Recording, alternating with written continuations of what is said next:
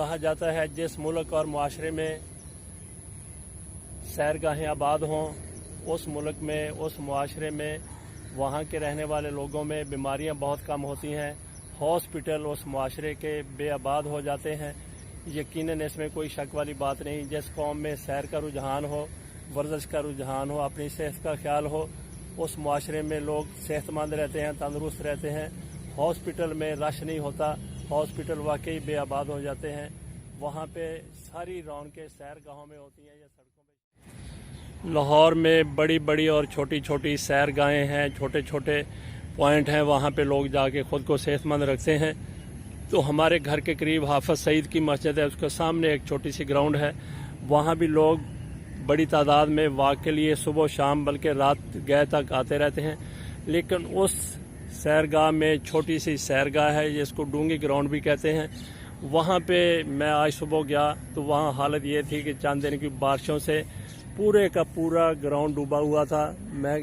اور نہ صرف گراؤنڈ ڈوبا ہوا تھا بلکہ انٹرسٹ جو ہے اس سیرگاہ کی وہ بھی تباہی سے دوچار ہو چکی ہے۔ کوئی عام صحت کا بندہ وہاں سے گزر کے نیچے گراؤنڈ میں داخل ہونا اس کے لیے ناممکن ہے۔ یہ بھی سرکاری سیرگاہ ہے، LDA یا جو بھی متعلقہ محکمہ ہے وہ اس کو مینٹین کرتا ہے۔ یہ دیکھیے کہ گیٹ کھلا ہے لیکن گیٹ کے اندر کوئی بھی بزرگ آدمی بلکہ صحت مند عام صحت کا بندہ وہ بھی ان سیڑھیوں سے نیچے اتر کے پتھروں پہ چل کے گراؤنڈ میں داخل ہوگا۔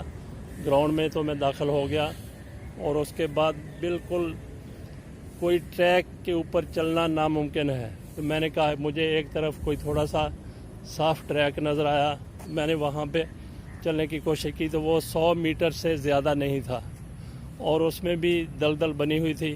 تو باقی پورے گراؤنڈ کا یہ آپ حال دیکھ لیں، بارش کا پانی اسی طرح کھڑا ہے، دلدل بن چکی ہے۔ درختوں پہ تو ماشاءاللہ سے صبح کے وقت رونق ہوتی ہے، وہ اپنی جگہ پہ موجود ہے، لیکن پانی سے جو ہواڑ اٹھ رہی ہے، جو بدبو اٹھ رہی ہے، وہ بھی اس میں چلنے پھرنے کو 100 میٹر کے ٹریک پہ بھی چلنا ناممکن ہو گیا اس ہواڑ کی وجہ سے، اس بدبو کی وجہ سے۔ تو اس کے ساتھ ہی ایک کبھی بالکل برباد سی جگہ تھی جہاں پہ کچرا پھینکا ہوا تھا، بڑے بڑے ڈھیر لگے ہوئے تھے، انہوں نے اس کو کوئی نئی کمپنی آئی ہے یا جو بھی آیا ہے تو انہوں نے وہاں پہ درخت لگا دیے ہیں، اس کو ہموار کیا ہے۔ ہموار کرنے کے بعد لوگ کوئی لوگ وہاں پہ واک کرتے ہوئے نظر آ رہے ہیں، لیکن انہوں نے بھی باڑ لگا کے اندر جانے کا راستہ بند کیا ہوا ہے۔ پچھلے ہفتے میں یہیں پہ آیا تھا تو اس میں نے واک کر لی تھی 1 گھنٹے کے لیے، تو یہ شاید دوسری طرف سے راستہ اس کا کھلا ہو۔ بہرحال جو ایک اوپن سائڈ تھی اس گراؤنڈ کے ساتھ، حافظ سعید والی مسجد کے ساتھ، جو میں نے آپ کو بتایا، ابھی بھی دکھا رہا ہوں آپ کو منظر، یہاں پہ پانی جس طریقے سے کھڑا ہے، تو اب دوسرا راستہ شاید ساتھ والی گراؤنڈ ہی اس کو کہہ لیں کھلا ہو۔ یہ ایک جگہ سے بالکل جو گراؤنڈ کے ساتھ باڑ لگی ہوئی ہے وہ ٹوٹی ہوئی ہے، شاید ادھر سے ہی لوگ اس میں داخل ہو سکتے ہیں، میں بھی ادھر سے اندر جانے کی کوشش کرتا ہوں۔ تو اس سے پہلے میں آپ کو یہ دکھا دوں اس کا منظرنامہ کیا ہے، اس سیرگاہ کا جو حافظ سعید کی مسجد کے ساتھ بنی ہوئی ہے جاہور ٹاؤن میں۔ تو حافظ سعید خود تو آج کل وہ نظر بند ہیں، گرفتار ہیں، تو مسجد بہرحال ان کی ہمیشہ آباد رہتی ہے، وہاں پہ اذان ہو رہی ہے، 5 وقت اذان ہو رہی ہے، جماعت ہو رہی ہے، نماز ہو رہی ہے۔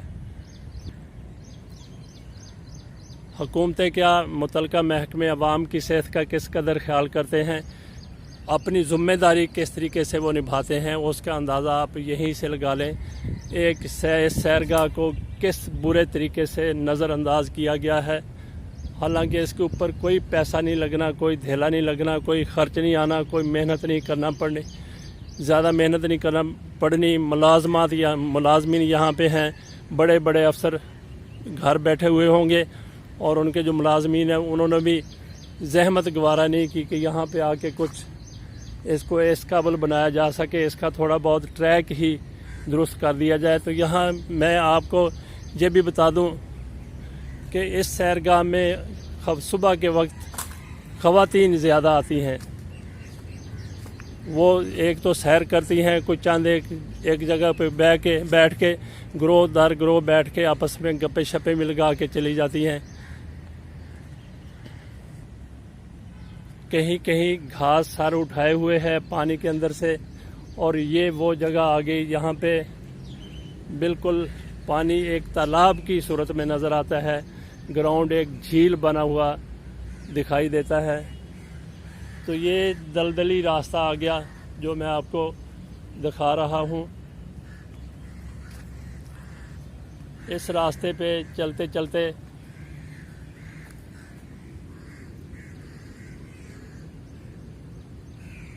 قدم بھی پاؤں بھی نیچے لگ جاتے ہیں۔ ابھی کیمرہ مین کوئی اور ہوتا تو وہ مجھے دکھاتا کہ میرے پاؤں کس طریقے سے زمین کے اندر دھنس گئے ہیں، دلدل کے اندر دھنس گئے ہیں۔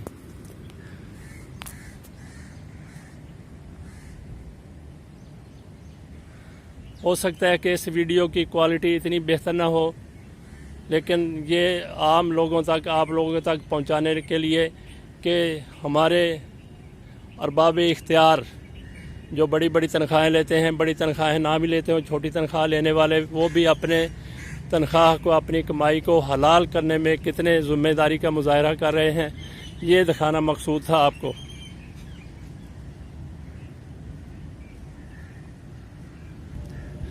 اس سیرگاہ کو دیکھ کے کچھ شک نہیں رہ جاتا کہ ہماری پارکیں اس طریقے سے، جس طریقے سے ان کو ناقابل استعمال بنا دیا گیا ہے، اس سے تو پھر ہمارے ہسپتال ہی زیادہ آباد ہونے ہیں، بیماریوں میں ہی اضافہ ہونا ہے جو پہلے ہی کچھ کم نہیں ہیں۔ تو اس کا ذمہ دار کس کو قرار دیا جا سکتا ہے؟ ذمہ دار وہی لوگ ہیں جو بڑی بڑی تنخواہیں لیتے ہیں، مراد لیتے ہیں، لیکن اپنی ذمہ داری پوری نہیں کرتے۔ اللہ حافظ۔